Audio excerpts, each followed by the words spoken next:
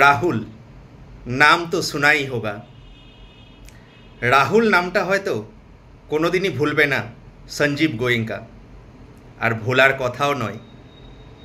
কারণ সঞ্জীব গোয়েঙ্কা দেখলে তো, কাউকে যদি তুমি ডিসরেসপেক্ট করো, অশ্রদ্ধা করো, তাহলে এই জীবনেই ক্রিকেট তোমাকে ফিরিয়ে দেবে, আর তখন তুমি কিছুই করতে পারবে না। কথায় আছে, কাউকে শ্রদ্ধা না করতে পারো, অশ্রদ্ধা করো না। কারণ এটা দিন শেষে তো ক্রিকেট খেলা।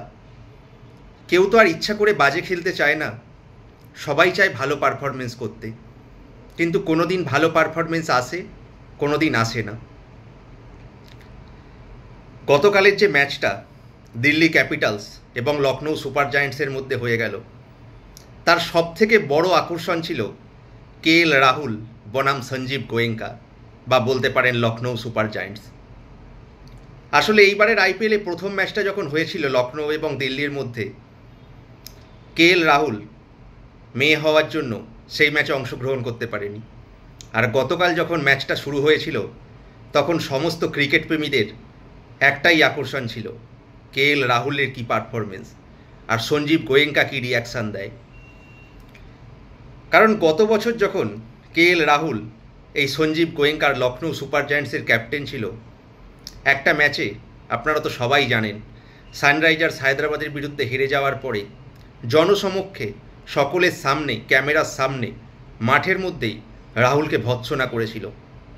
আর সেদিন তো দেখেছিলেন রাহুলের চোখেও জল এসে গিয়েছিল। হয়তো ক্যামেরার সামনে বলে কাঁদতে পারেনি, কিন্তু চোখগুলো ভালো করে দেখলে আপনারা লক্ষ্য করবেন কতটা আশাহত হয়েছিল। রাহুল পরেও অনেকবার বলেছে যে তিনি সব সহ্য করতে পারেন, কিন্তু একটা জিনিস সহ্য করতে পারে না, সেটা হলো অশ্রদ্ধা, ডিসরেসপেক্ট। তাই রাহুল হয়তো নিজেও চেয়েছিল এই বছর লখনৌ টিমে না থাকতে, আর সঞ্জীব গোয়েঙ্কাও চেয়েছিল রাহুলকে বিতাড়িত করতে। বলেছিল, আমরা এমন প্লেয়ার চাই যারা নিজের জন্য খেলে না, টিমের জন্য খেলে। খুব ভালো কথা, সকলেই আমরা এরকম চাই, কারণ টিম জিতলে তবেই তো তোমার নাম হবে।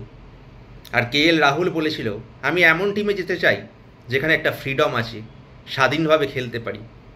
আর কালকে দেখিয়ে দিল কেএল রাহুল, যদি তাকে স্বাধীনতা দেয়া হয়, প্রপার সুযোগ দেয়া হয়, তাহলে সমস্ত জবাব মুখে দিতে হয় না, কাজের মাধ্যমে দিয়ে দেয়া হয়। ব্যাট হাতে জবাব দিল রাহুল, হয়তো রিভেঞ্জ ফুলফিল।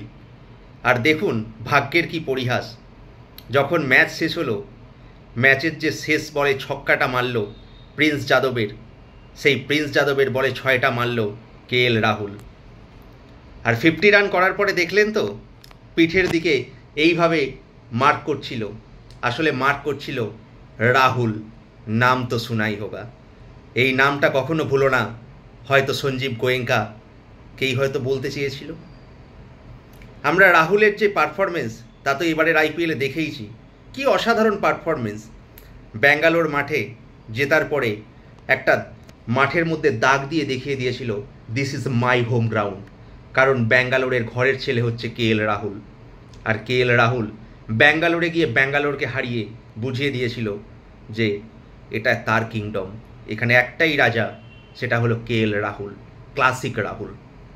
আর গতকালের ম্যাচে লখনৌ সুপার জায়ান্টসকে হারিয়ে দিয়ে রাহুল বুঝিয়ে দিল রাহুল, রাহুল কাকে বলে। আর পরিহাসটা দেখুন ভাগ্যের, একটা ম্যাচে গত বছর ম্যাচ শেষের পরে সঞ্জীব গোয়েঙ্কা রাহুলকে ভৎসনা করছে, আর কালকের ম্যাচে ম্যাচ শেষ হওয়ার পরে সঞ্জীব গোয়েঙ্কা হ্যান্ডশেক করতে যাচ্ছে রাহুলের সঙ্গে। শুধু হ্যান্ডশেকটাই করলো, হয়তো সঞ্জীব গোয়েঙ্কা কথা বলতে যাচ্ছিল রাহুলের সঙ্গে, কিন্তু রাহুল পাত্তা দিল না। যোগ্য জবাব, পারফেক্ট রিপ্লাই, কথায় নয় কাজে রিপ্লাই দাও। আর ক্রিকেট এতটাই মহান খেলা যে সমস্ত খেলার যে অঙ্গ, সেই অঙ্গ তোমাকে এ জীবনেই পূর্ণ করে দেবে। অনেক কথা বললাম কেএল রাহুলকে নিয়ে, কারণ কালকের ম্যাচটার শ্রেষ্ঠ আকর্ষণ তো এটাই। এবার একটু ম্যাচের কথা বলতে থাকি। কালকের ম্যাচটায় কেএল রাহুল আকসার প্যাটেলের দিল্লি ক্যাপিটালস ওয়ান সাইডেডলি হারিয়ে দিল লখনৌ সুপার জায়ান্টসকে। লখনৌ সুপার জায়ান্টসের শুরুটা কিন্তু মোটেই খারাপ ছিল না। অ্যাডিয়েন মার্ক্রাম এবং মিচেল মার্স একটা দুরন্ত স্টার্ট দিয়েছিল। একটা সময় তাদের স্কোরটা গিয়েছিল 11 ওভারে 99, মাত্র একটি উইকেট পড়েছিল। কিন্তু তারপরের 9 ওভারে মাত্র 60 রান, 159 রান, সেখানেই শেষ লখনৌ সুপার জায়ান্টসের ইনিংস। নিকোলাস পুরান যদি না চলে তাহলে লখনৌয়ের ব্যাটিংয়ের অবস্থা কীরকম সেটা আমরা আগেও দেখেছি, কালকের ম্যাচেও দেখলাম। নিকোলাস পুরানকে কিন্তু মিচেল স্টার্ক 8 রানেই আউট করে দিয়েছিল। মিচেল স্টার্কের অসাধারণ বোলিং পারফরমেন্স। আর একজনের কথা বলতে হবে, মুকেশ কুমার, সাইলেন্ট কিলার। গতকালের ম্যাচেও দেখুন 4 উইকেট নিয়ে ম্যান অফ দ্য ম্যাচ। 4 ওভারে 33 রানে 4টি উইকেট, 4টের মধ্যে 3টে উইকেটই বোল্ড। আব্দুল সামাদ, আয়ুষ বাদনি এবং ঋষভ পান্ত, 3জন কি বোল্ড আউট। আর ঋষভ পান্তের পারফরমেন্স তো ভুলে যাওয়ার মতো। 27 কোটি টাকা দিয়ে লখনৌ সুপার জায়ান্টসের ওনার সঞ্জীব গোয়েঙ্কা কিনেছিল ঋষভ পান্তকে। এতটাই তার পারফরমেন্স খারাপ হচ্ছে এবং নিজে এতটাই চাপে আছে যে ঋষভ পান্ত আয়ুষ বাদনি, আব্দুল সামাদের পরে 7 নম্বরে ব্যাট করতে আসছে। All is not well in Lucknow super giants camp. আমরা আগেও দেখেছি যে সঞ্জীব গোয়েঙ্কার সঙ্গে উইকেট কিপারদের সম্পর্কটা কখনোই ভালো হয়ে ওঠে না। সে মহেন্দ্র সিংহ ধোনির কথাই বলুন, KL রাহুলের কথাই বলুন, আর এখন ঋষভ পান্তের কথা বলুন। হয়তো ঋষভ পান্তের সঙ্গে সঞ্জীব গোয়েঙ্কার সম্পর্কটা ধীরে ধীরে অবনতি হচ্ছে। আসলে পারফরমেন্স জিনিসটাই এমন, যদি তুমি পারফর্ম না করতে পারো তাহলে নিজেই তুমি চাপে পড়ে যাবে। আর বিশেষ করে তুমি যদি ক্যাপ্টেন হও, তোমাকে লিডিং ফ্রম দ্য ফ্রন্ট করতেই হবে। তুমি ক্যাপ্টেন হয়েও যদি ভালো পারফরমেন্স না করতে পারো তখন কিন্তু খুব চাপে পড়ে যায় দল। ভাগ্য ভালো যে বেশ কয়েকটা ক্লোজ ম্যাচ লখনৌ জিতে গিয়েছিল। কলকাতার বিরুদ্ধে 4 রানে ম্যাচটা জিতেছিল এবং আরও একটা ম্যাচে মাত্র 2 রানেও জিতে গিয়েছিল, হেরে যাওয়া ম্যাচ। তাই খুব ভাগ্য ভালো যে লখনৌ সুপার জায়ান্টস এখনও পর্যন্ত প্লে অফে রেসে আছে। কিন্তু অন্য একটা দল দিল্লি ক্যাপিটালস, তারা তো প্রায় পৌঁছে যাচ্ছে কোয়ালিফাই করতে। 8টা ম্যাচের মধ্যে 6টা জিতে 12 পয়েন্ট নিয়ে অশ্বমেধের ঘোড়া ছুটছে দিল্লি ক্যাপিটালসের। আর মাত্র 2টো ম্যাচ জিতলেই হয়তো প্লে অফ কনফার্ম। তারা আরও বেশি ম্যাচ জিতে কোয়ালিফায়ার 1-এর দিকে এগিয়ে যেতে চাইবে। কারণ আমরা জানি সকলেই যে IPL-এ লম্বা রেসের খেলা, তাতে যদি প্রথম 2 দলের মধ্যে তুমি থাকতে পারো তাহলে ফাইনালে ওঠার জন্য একটা এক্সট্রা চান্স পাওয়া যায়, আর সেটা খুব ভাইটাল হয়ে যায় যে কোনো টিমের পক্ষে। তাই এখনও পর্যন্ত এবারের IPL-এ গুজরাট টাইটান্স এবং দিল্লি ক্যাপিটালস 2 দলকে দেখে মনে হচ্ছে তারা হয়তো প্রথম 2 স্থানের জন্যই লড়াই করছে। খেলা এখনও অনেক বাকি। খেলায় কখন কি হবে কেউ তো বলতে পারে না। অন্য দলগুলো ভালো পারফরমেন্স করছে, বিশেষ করে RCB, পাঞ্জাবের কথা বলতে হয়। মিডল মেডালে অনেকগুলো দল আছে, KKR, পাঞ্জাব, লখনৌ, মুম্বাই এখন খুব ভালো পিক আপ নিয়েছে। আজকে একটি খেলা চলছে, মুম্বাই খুব ভালো পজিশানে আছে। দেখা যাক সেই ম্যাচ কি হয়। ম্যাচ শেষে তো তার ভিডিও আমার অবশ্যই আসবে। কিন্তু কালকের ম্যাচ নিয়ে আমাকে বলতে গেলে আরও একটা কথা বলতে হয়। এই ঋষভ পান্ত কেন পারফরমেন্স করতে পারছে না? তার কনফিডেন্স এতটাই তলানিতে। 100-রও বেশি স্ট্রাইক রেট নেই, 13 মাত্র অ্যাভারেজ। এতটাই পারফরমেন্স খারাপ করছে ঋষভ পান্ত। আর ক্যাপ্টেনের পারফরমেন্স যদি ভালো না হয় সেই দল কখনোই আগে যেতে পারে না। সেটা তো আমরা অনেকবার দেখেছি। কারণ ক্যাপ্টেন সবসময় লিডিং ফ্রম দ্য ফ্রন্ট হবে। ক্যাপ্টেনকে ভালো পারফরমেন্স করতে হবে। আর অপোনেন্ট ক্যাপ্টেনটা দেখুন, অক্ষর প্যাটেল, হয়তো বর্তমান যুগে বেস্ট অলরাউন্ডার অক্ষর প্যাটেল। দিল্লি ক্যাপিটালসে নিজেকে 4 নম্বরে ব্যাট করতে নিয়ে আসছে। ভারতের হয়ে আমরা তাকে কয়েকটা ম্যাচে দেখেছি, বিশেষ করে T20 ওয়ার্ল্ড কাপ যেটা হয়ে গেল সদ্য সমাপ্ত, সেখানে আমরা দেখেছি অক্ষর প্যাটেলকে 4 নম্বরে ব্যাট করতে নেবে। আর গতকালের ম্যাচটাও দেখুন, কুইক ফায়ার 34 রান করলো, 17 ওভার 5 বলে ম্যাচটা শেষ করলো।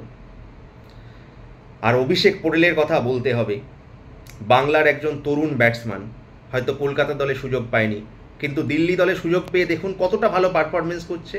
দিল্লি ম্যানেজমেন্ট ব্যাক করছে ওকে। প্রথম ম্যাচে 0 করার পরেও কিন্তু ক্যাপ্টেন, কোচ KL রাহুল সকলে ব্যাক করেছিল। আর একটা প্লেয়ারে যখন ব্যাক করে কোনো ম্যানেজমেন্ট, তখন সেই প্লেয়ার দ্বিগুণ কনফিডেন্স নিয়ে মাঠে খেলতে নামে। আর তার পারফরমেন্স তো আমরা মাঠেই দেখতে পাই। আর কামাল, লাজাবাব, রাহুলের কথা তো আগেও বলেছি, আবারও বলতে হয়। একার হাতে ম্যাচটা হারিয়ে দিল লখনৌ সুপার জায়ান্টসকে।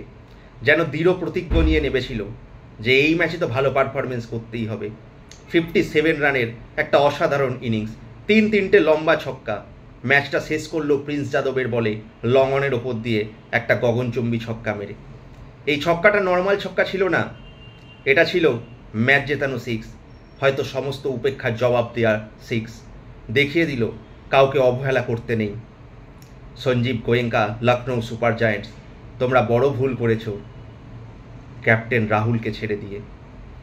রাহুলের পারফরমেন্সটা কি খারাপ ছিল? গত 5-6 বছরের পারফরমেন্স দেখুন, 600+ স্কোর প্রত্যেকটায়। গতবারের আইপিএলেও 500+ স্কোর, খুব ভালো অ্যাভারেজ। স্ট্রাইক রেটটা হয়তো একটু কম ছিল, কিন্তু দেখুন অন্যদিকের ব্যাটসম্যানগুলোর পারফরমেন্সটাও দেখতে হবে। নিকোলাস পুরান ছাড়া আপনি বলুন তো গত আইপিএল সিজনে লখনৌ হয়ে কে ভালো পারফরমেন্স করতে পেরেছিল? একটা ম্যাচ দিয়ে তুমি বিচার করতে পারো না। কোনো প্লেয়ারই নিজে থেকে খারাপ পারফরমেন্স করতে চায় না, ইন্টেন্ট সবারই থাকে। কোনো দিন সেটা পেড অফ হয়, কোনো দিন পেড অফ হয় না। রাহুল দেখিয়ে দিল যে ফ্রিডম দিলে, খেলা দিয়ে, ক্রিকেট দিয়ে, ব্যাট হাতে যোগ্য জবাব দেওয়া যায়। আর আমরাও সকলেই যেন এইভাবে দেখতে থাকি যে যোগ্য জবাব কাজের মাধ্যমে দেওয়া উচিত, কথায় নয়। গতকালের ম্যাচ শেষ হয়ে গেল, দিল্লির অশ্বমেধের ঘোড়া চলতে থাকলো। লখনৌ কিন্তু অনেকটা পিছিয়ে গেল। এবারকে তাদেরকে প্লে অফে জিততে গেলে, পৌঁছাতে গেলে অনেকগুলো ম্যাচ জিততে হবে। লড়াই কিন্তু জমে উঠেছে এবারের আইপিএলে। তাই আইপিএলে আপনারা তো নজর রাখছেন অবশ্যই, তার সঙ্গে সঙ্গে আমার ভিডিওয়ে যদি নতুন হয়ে থাকেন তাহলে প্লিজ চ্যানেলটা সাবস্ক্রাইব করে অল নোটিফিকেশনটা ক্লিক করবেন। তাহলে আমি যখনই ভিডিও ছাড়বো আপনাদের টাইম লাইনে এসে যাবে। আপনারা দেখে আমার খেলার ভিডিও অবশ্যই আনন্দ উপভোগ করতে পারেন। আর আমার ভিডিও ভালো লাগলে একটা লাইক করবেন, কমেন্ট করবেন, কারণ আপনার একটা লাইক, একটা কমেন্ট আমাকে ভিডিও বানাতে অনেক উদ্বুদ্ধ করে, আমাকে ভিডিও বানানোর একটা আগ্রহ সৃষ্টি হয়। তাই প্লিজ আমার চ্যানেলের সঙ্গে যুক্ত থাকুন। আশা করি আপনাদের আমার ভিডিও ভালো লাগছে। তাই আজকের মতো এটুকুই, দেখা হচ্ছে পরের ভিডিওতে। ধন্যবাদ, নমস্কার।